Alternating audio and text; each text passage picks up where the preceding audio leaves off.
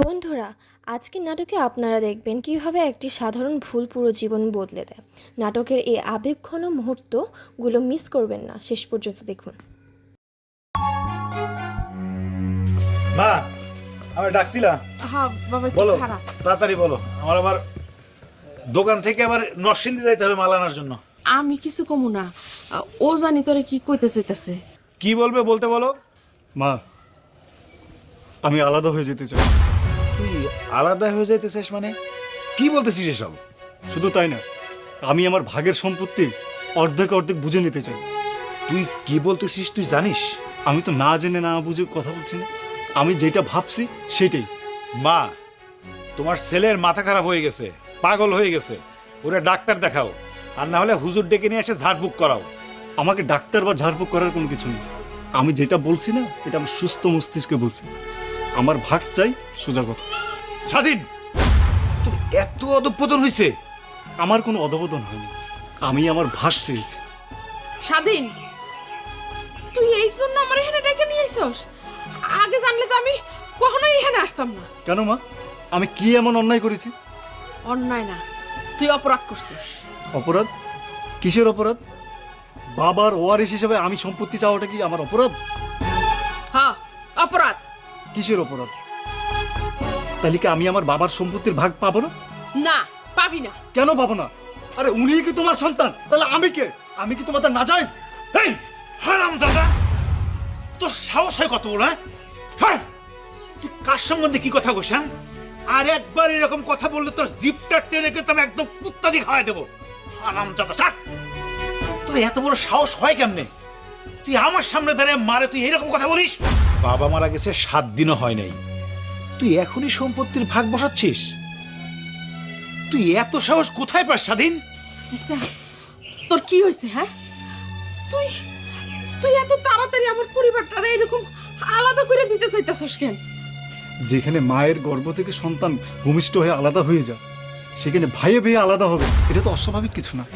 তাই বলে কি তুই এই সম্পত্তি ভাগাভাগি নিয়ে আমার এই সোনার সংসারটারে এইভাবে টুকরা টুকরা করে দিবি? কেন করবো না মা? তুমি কি বুঝতে পারো না? এরকম অসংখ্য ঘটনা ঘটে। বড় ভাই ছোট ভাইয়ের সম্পদ আত্মসাৎ করে নিজে ভুগ দখল করে। স্বাধীন, তুই আর একটা উল্টাপাল্টা কথা বললে তোর জিপ টেনে কিন্তু আমি ছিঁড়ে ফেলবো। মা, ওরা আমার চোখের সামনে থেকে সরে যেতে বলো। এই, তুই এখন ঘরে যা, আমি তোর ভাইয়ের লগে কথা কইতেছি। যা।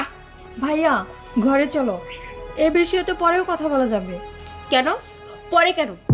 এখন বললে সমস্যা কোথায়? আমাদের সাফ সাফ কথা, আমাদের যত সয় সম্পত্তি আছে আমাদের ভাগেরটা আমাদেরকে বুঝিয়ে দিতে হবে, তাও আবার কয়েকদিনের ভিতরে। চলো ভিতরে চলো। যত নষ্টের মূল সবর বউটা। বৌমা, নিজেরা তো সাধু প্রমাণ করার চেষ্টা করি না। কে কত ভালো সেটা আমার খুব ভালো করে জানা আছে। যা বাবা, তুই তোর কাজে যা।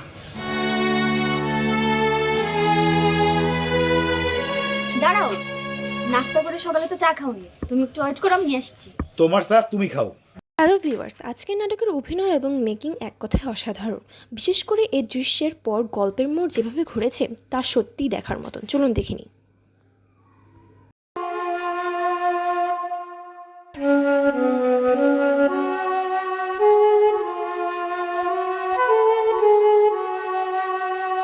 মা, সারাটা দিন তুমি কিছু খাওনি, এখন খাবে চলো। আমি খাবো না, তোরা খায় নি। মা, এমন করো না তো। এমন করে না খেয়ে থাকলে তোমার শরীরটা খারাপ হয়ে যাবে, অসুস্থ হবে। তখন কি হবে বলো? যার মনই সুস্থ নাই তারা শরীরের সুস্থতা দেহা কি হইবে? শোনো মা, তুমি কিন্তু এখন বেশি কথা বলতেছো। একদম আর কোনো কথা বলবে না। এখন চলো, খাবে চলো। স্বামী মাইছে? না মা, ভাইয়া আসেনি। ভাই নাকি আগামীকাল আসবে। আর স্বাধীন আর ওর বউ, ওরা খাইছে? মা, তোমার ছোট ছেলে না বাইরে থেকে খাবার কিনে নিয়ে এসেছে, ওরা ঠিকই খেয়ে নিয়েছে। ওকে কি ঘরের খাবার ভালো লাগে না? ওসব বাদ দাও, যার যা মন চায় তা করুক, আর তাই করবে। তুমি আর এখন এদেরকে না বুঝেও কোনো কিছু করতে পারবে না। তুমি এখন খাবে। আচ্ছা শোনো, তোমার যেতে হবে না, আমি তোমার জন্য খাবার এখানে নিয়ে আসতেছি।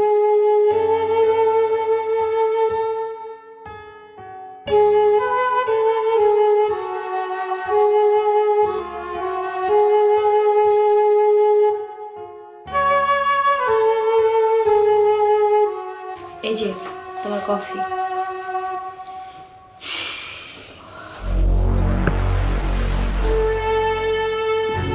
স্বাধীন, একটা কথা বলবো? বল। দেখো, আমি তোমার বউ, আমি কখনো চাই না যে তোমার খারাপ কিছু হোক। শোনো, তোমার ভাই সব কিছুর ভাগ তোমাকে এমনি এমনি দেবে না, তোমার সব কিছু জোর করে নিতে হবে। কিন্তু আমি ভাবতেছি মা জেনে নেব। আরে বাপ, তুমি তাদেরকে নিয়ে কেন পড়ে আসছো? তাদের জন্য তো তোমার ভাই আছে। আচ্ছা, এক কাজ করা যায় না? মনে করো মা আর জেরিনের মানে দুজনের একজন আমাদের সাথে থাকলো, আরেকজন ভাই আর ভাবির সাথে থাকলো, কেমন হয়? কোনোভাবেই সম্ভব না, আমি তাদের সাথে থাকতে পারবো না। আমার অনেক দিনের স্বপ্ন, আমার এই সংসারটাকে আমার মনের মতো করে সাজাবো। সেখানে যদি তোমার মা অথবা তোমার বোন থাকে, তাহলে সেখানে আমার ঝামেলা হবে। আর তাছাড়া আমি তোমার মাকে অথবা তোমার বোনকে রান্না করে খাওয়াতে পারবো না। আমি কোনো দাসী বান্দি নয় যে তাদেরকে রান্না করে খাবো। আর এটাই আমার শেষ কথা। আচ্ছা ঠিক আছে, আমি তো তোমার প্ল্যান মতে আমি চলতেছি, তুমি যা বলতেছো তাই করতেছি। এখনো তুমি যা বলবে আমি ঠিক সেইভাবেই কাজ করবো, তুমি তারপর রাগ করো না। আচ্ছা তাহলে শোনো, তুমি এক কাজ করো, তুমি এখনই গিয়ে সবাইকে বলবে যে তোমার ভাইয়ের সম্পত্তি বিক্রি করে আমরা চলে যাব। চলে যাবো? কোথায় চলে যাবো? কেন? আমাদের বাড়িতে। আমাদের বাড়িতে গিয়ে তুমি বড় ভাইয়ের মতো নিজের একটা ব্যবসা শুরু করবে। মানে আমি আমার আমার বাড়ি ছেড়ে তোমাদের বাড়িতে যাব? তো তুমি গল্পটা যদি ভালো লাগে তাহলে লাইক, কমেন্ট এবং সাবস্ক্রাইব করতে ভুলবেন না। কি ব্যাপার, কি ভাবতেছো? না, ভাবতেছি যদি আমরা চলেই যাই তাহলে যে মার্কেটের ভাড়ার টাকা আর ওদের ভাগের টাকা, মানে এইগুলা কিভাবে কি করবো? আর এটা তো সিম্পল হিসাব। শোনো, আর ওদের যে টাকাটা তোমরা দুই ভাই ভাগাভাগি করে নিবে, তারপরে মার্কেটের যে ভাড়াটা ওটা দুজনে ভাগাভাগি করে নেবে, তাহলে তো হিসাব সোজা। কিন্তু ভাইয়া কি এই বিষয়টা মানবে? কেন? এখানে না মানার কি আছে? তুমিও তোমার বাবার ছেলে, তোমার ভাইও তোমার বাবার ছেলে, হিসাব তো সমান সমানই। তুমি ঠিক বলছো, আমি কালকে আর একটা ব্যবস্থা নেব। কালকে? কিসের কালকে? তুমি এখন এই মুহূর্তে গিয়ে তোমার সমস্ত সম্পত্তি তুমি বুঝে নেবে। ঠিক বলছো। চলো।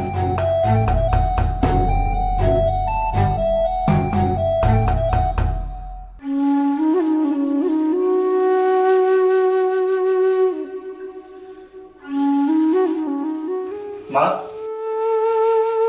সকালের বিষয়টা কি করলাম? মা, আমার কিন্তু ক্লিয়ার কথা, ভাইয়া যদি আমার কথা না শুনে না, আমি এ বাড়িতে পুলিশ নিয়ে আসবো। কি কি করলি তুই? এই বাড়িতে তুই পুলিশ নিয়ে আসবি? কি করবো? আরে সোজা আঙুলে যদি ঘি না ওঠে, আঙুলটা তোমার বাঁকা করতে হইব।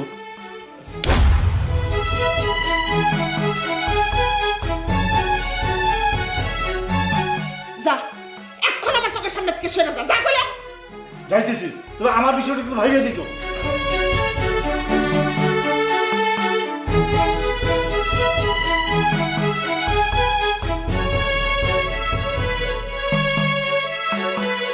কি বলছো এসব? ও বাড়িতে পুলিশ আনবে বলছে? হ্যাঁ, শুধু তাই না, ওরা আরও বলেছে ওদের ভাগের যে সম্পত্তি পাবে সেটা বেচে স্বাধীন নাকি তার শ্বশুর বাড়িতে গিয়ে উঠবে। কি বলছো? হ্যাঁ, আমি ঠিকই বলছি। ওরা ঘরে বসে বলতেছিল, আমি ঠিকই শুনেছি। ওরা চলে যাবে। ওরা চলে গেলে তো আমাদেরই ভালো, পুরো বাড়িটা আমাদের। না রুবি, না, এইটা করা ওদের উচিত হবে না। ভিডিওটি ভালো লাগলে অবশ্যই লাইক অ্যান্ড সাবস্ক্রাইব করুন। আছে, অনেক সমস্যা আছে। পাড়া প্রতিবেশী আত্মীয় স্বজন কি বলবে? মা ব্যাপারটা কিভাবে দেখবে? পাড়া প্রতিবেশী আত্মীয় স্বজন জানলে আমাদের ছিছি করবে। ছিছি কেন করবে? ঘর জামাই তো থাকছে তোমার ভাই, তুমি কি ঘর জামাই থাকছো? মাথা খারাপ তোমার? আমি ঘর জামাই থাকবো? তাহলে তুমি এত টেনশন করছো কেন? রুবি, টেনশন আমি করছি না, টেনশনই আমাকে করাচ্ছে। আচ্ছা তুমি বলো তো, এই খবরটা মা শুনলে কতটা কষ্ট পাবে? কে কতটা কষ্ট পাবে, সুখ পাবে, সেটা আমাদের ভাবতে হবে না। আমরা আমাদের সুখের কথা ভাববো। পাগলের মতো কি বলছো এসব? ওরা তো আমাদেরই আপনজন, আমরা না ভাবলে ওদের কথা কে ভাববে? এত আপনজন আপনজন করো না তো। পৃথিবীতে আপনজনের কাছে মানুষ যত কষ্ট দেয় তা আর কেউ দেয় না। শোনো, আমাদের ভালোর কথা চিন্তা করে স্বাধীন যা বলতেছে তাতে তুমি রাজি হয়ে যাও, এতেই ভালো হয় আমাদের। যাও, এই নিয়ে মায়ের সাথে তুমি কথা বলে দেখো। ভালো মন্দ কাজ বোঝার মতো বয়স কি এখনো তোকে হয় নাই? তোর কোন কাজটা ভালো আর কোন কাজটা মন্দ করতেছস এটা নিজেরই প্রশ্ন করে দেয়। আচ্ছা মা, আমার এখানে দোষটা কোথায় বলো? আমি কি করলাম? তোমার ছেলে সয় সম্পত্তির সব ভাগ চায়, ভাগ হওয়ার পরে সে বিক্রি করে দিয়ে শ্বশুর বাড়িতে গিয়ে উঠবে, এমনই প্ল্যানিং করতেছে। বলো তো মা, এটা কি ঠিক হবে? এই যে রে, মা, যা যা স্বাধীন ডাক দিয়ে নিয়ে আয় তো।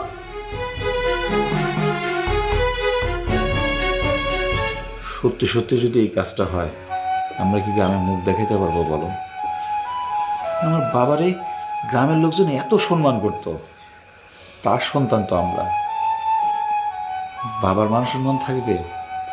আজকে বাবা নাই, তুমি তো আছো। তোমার অবস্থাটা কিভাবে একবার ভাবো। আমরা মুখ দেখাতে পারবো কারো কাছে? হ্যাঁ, কিছু বলবে? আমি এসব কি শুনতেছি? যা শুনতেছো ঠিক শুনতেছো। কিন্তু কেন? কেন বুঝতেছো না? একটা বাঁশ যদি ফেটে যায়, এটা হাজারো বার বাঁধলে না এটার জোড়া লাগে না, তেমনি আমাদের এই সংসারটাও ফাটল ধরে গেছে, এটা কোনোদিন আর জোড়া লাগবে না। ভাইয়া, তাই বলে নিজের ঘর বাড়ি ছেড়ে শ্বশুর বাড়ি গিয়ে উঠবি? কেন? শ্বশুর বাড়ি যাওয়াটা কি খুব অন্যায়?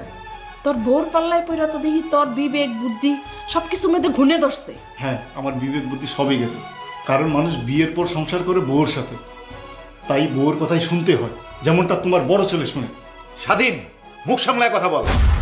যখন মুখে যা আসে তাই বলতে হবে না? আমি চুপ করে আছি দেখে ভাবিস না যে আমি কিছুই বুঝি না, কিছু বলবো না, এটা কিন্তু তুই ভাবিস না। মা, তোমার ছেলেরও বলো আমার সব কিছু বুঝিয়ে দিতে, আমি আগামীকালকে এই বাড়ি ছাড়বো। আর হ্যাঁ, আমার জন্য দোয়া করো। মা, তোমার ছেলের মাথা তো একবারে নষ্ট হয়ে গেছে, আমার কিছুই ভাল লাগতেছে না। আমিও আসি। যা, আল্লাহ তোকে হেদায়েত দান করুক।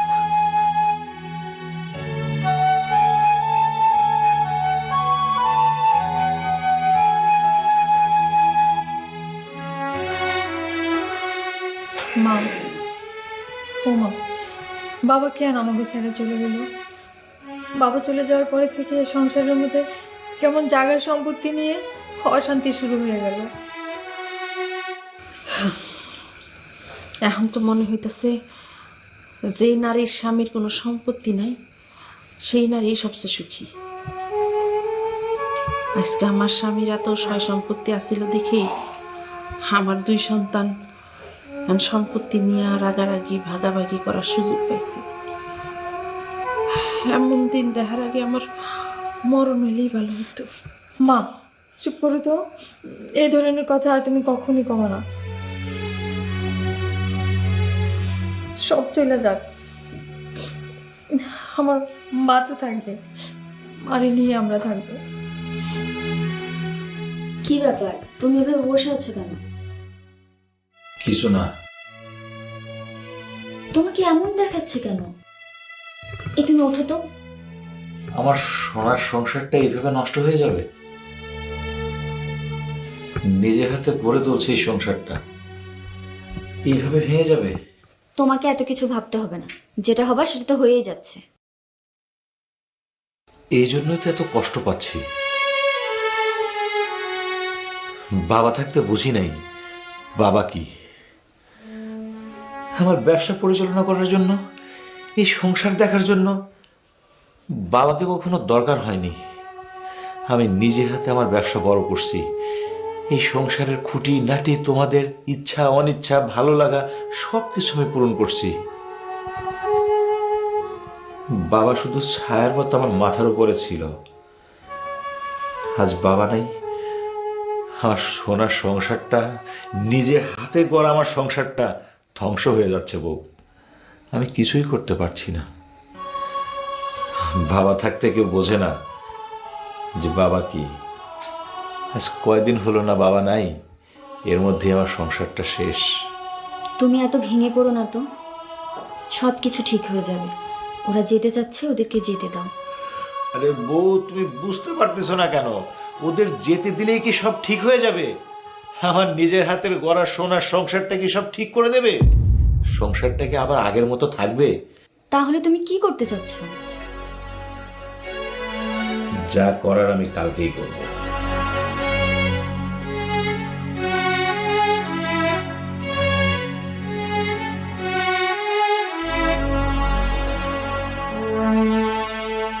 আমি বুঝি না, তোমার শরীরে কি রক্ত মাংস বলতে কিছু নাই? হ্যাঁ, তোমার ভাই তোমার সবসময় অপমান করে, তোমার ঝাড়ি দিয়ে কথা বলে, আর তুমি সবকিছু মুখ বুঝে সহ্য করতেছো কেন? হ্যাঁ, প্রতিবাদ করতে পারো না?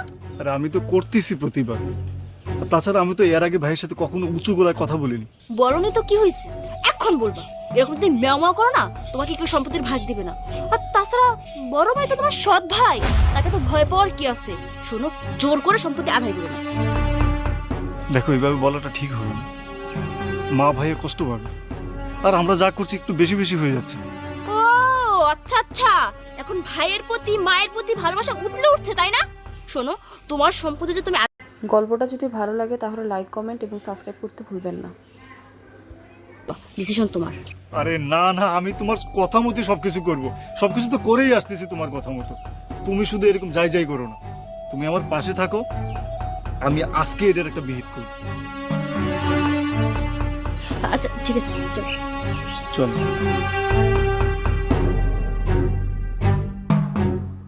মা, তুমি চিন্তা করো না। আমাদের এই পরিবারের মূল অশান্তির কারণ হলো আমাদের সয় সম্পত্তি, টাকা পয়সা। বাবা যতদিন বেঁচে ছিল তখন তো কোনো সমস্যা হয় নাই, এখন হচ্ছে। আমি একটা সিদ্ধান্ত নিয়েছি মা, এই মাস থেকে আমাদের মার্কেট থেকে আড়ত থেকে যত টাকা আসবে তার অর্ধেক টাকা আমি ছোটর নামে মানে স্বাধীনের নামে আমি দিয়ে দিব। দেখো, এতে অশান্তি শেষ হয়ে যাবে, ওর কোনো আপত্তি থাকবে না, ও মেনে নেবে। আমার আপত্তি আছে। তোর আপত্তি আছে মানে? আমাকে আমার সবকিছু বুঝাই দাও। সবকিছু তোরে বুঝাই দেবো মানে? সবকিছু বলতে তোমার অ্যাকাউন্টে যত টাকা পয়সা আছে এবং ব্যবসা থেকে যত লাভ হচ্ছে সব অ্যাকাউন্টের টাকা আমার অ্যাকাউন্টে দিবে, এবং সম্পদ যা আছে সব আমাকে বুঝাই দিবে। স্বাধীন, তুই অ্যাকাউন্ট আর আমার আড়তের দিকে নজর দিবি না কিন্তু। কেন কেন আমি নজর দিব না? আরত কি শুধু তোমার একার? হ্যাঁ হ্যাঁ, আমার একার। বাবার কাছ থেকে মাত্র 10 লাখ টাকা নিয়ে আমি এই ব্যবসা দাঁড়া করাই। আজকে এটা কোটি কোটি টাকার ব্যবসা। আমার ঘাম, আমার রক্ত পরিশ্রম করে আমি এই ব্যবসা দাঁড়া করাইছি। এটা শুধুই আমার একার, সেটার ভাগ আমি কাউকে দিব না। তাহলে যে 10 লাখ টাকা তুমি বাবার কাছ থেকে নিয়েছিলে, এখানে আমার হক ছিল না? ঠিক আছে, সেটারই যদি তুই হিসাব চাস তাহলে 10 লাখ টাকা আমি পুরাই তোকে দিয়ে দেবো। না, আমি তো এখন 10 লাখ নিব না। আমি নিব হচ্ছে পুরা মার্কেটের এবং তোমার যে আড়ত আছে এটার সম্পদের টোটাল ভাগ। জীবনে একটি টাকা ইনকাম করে দেখছিস টাকা ইনকাম করা কেমন কষ্ট? আরে তুই তো 4-5 বছর আমার ইনকাম করা টাকা দিয়ে চলিস।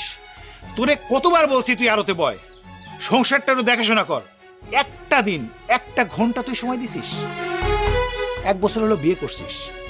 এই বিয়ে করার পরেও কতদিন বলছিস যে ভাইরে একটু ব্যবসা বাণিজ্য দেখ, কই সেদিকে তো তুই একবারও মনোযোগ ছিল না।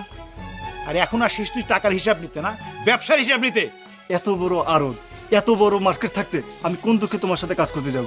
আরে ভাড়ার টাকা যেটা উঠে এটা দিয়ে তোমার জীবন পার হয়ে যাবে। এই স্বাধীন, মুখে কিন্তু লাগাম দিস, নাহলে জুতাতে বাইরে কিন্তু একদম লাল করে ফেলাম। কেন? এখানে মুখ লাল করে দেওয়ার কি আছে? আমরা আমাদের ভাগের সম্পত্তি চাচ্ছি, কোনো ভিক্ষা চাচ্ছি না। শোনো বৌমা, এখানে আমরা মা ছেলে আর ভাই ভাইয়ের কথা হইতাছি। তোমার এখানে নাক না গলাইলেও চলবে। মা, আমার যদি নাক না থাকতো তাহলে আমি নাক গলাতাম না। যেহেতু আমার নাক আছে সেখানে অবশ্যই আমার নাক গলাতে হবে।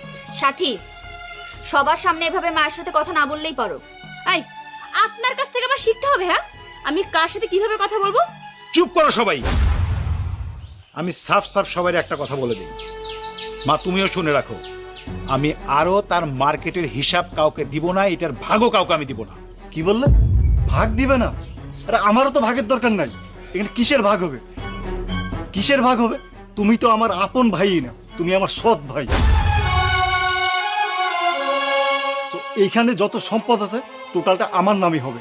তোমার মা মারা গেছে সে কবে, তুমি এখন এখানে সম্পত্তির ভাগ চাও কোন আটকেলে? তোমার ভাগ আসবে কোথা থেকে? তোমার যত সম্পদ টোটাল কিছু আমার আজকের মধ্যে বুঝাই দিবে। বিয়াত্তব অপদার্থ কুলাঙ্গার কোনহানকার, হ্যাঁ? এখন তো আবার ভাবতেও লজ্জাইতেছে যে তোর মতো পোলা আমি পেটে ধরছিলাম। ভাইয়া, তোমাদের সাথে আমারও কিছু কথা আছে। তোর আবার কিসের কথা? ভাইয়া, তোমরা তো যে যার মতো সম্পত্তি, জায়গা জমি সব কিছু ভাগ করে নিচ্ছ। আমার জন্য কি রাখছো? আমি কি পাবো? তোর ভাগ মানে? এখানে তোর আবার ভাগ আসলো কোথা থেকে? ভাইয়া,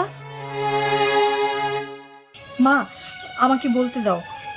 শোনো ভাইয়া, বাবার ওয়ারিশ হিসেবে কিন্তু সন্তান হিসেবে সম্পত্তির ভাগ আমিও পাই।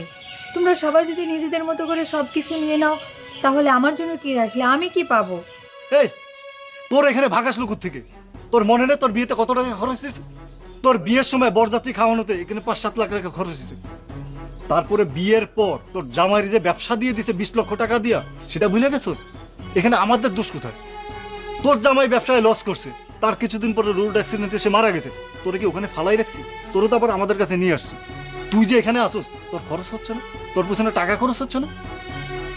আবার ভাগ চাস?